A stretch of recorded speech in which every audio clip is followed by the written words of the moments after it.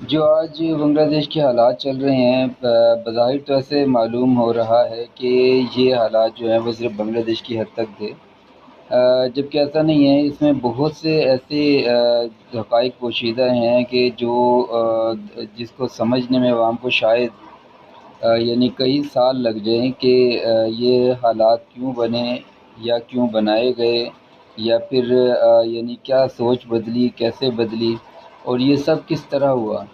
تو میرا اپنا بھی کچھ اس بارے میں انالیسز ہے، اور الحمدللہ اس سے پہلے بھی جتنے بھی حوالوں سے بات کی ہے، بہت حد تک وہ بات یعنی ثابت ہوئی۔ تو وقت سے پہلے بھی کچھ باتیں کی جو بعد میں وقت نے ثابت کیا کہ وہ باتیں درست تھیں۔ اس حوالے سے بھی ایک تفصیل سے اپنا انالیسز انشاءاللہ میں کچھ عرصے میں پیش کروں گا۔ ابھی جیسے میں تھوڑا سا وقت مجھے سہولت دیتا ہے، اجازت دیتا ہے، لیکن اتنا ضرور سمجھ لیں کہ پاکستان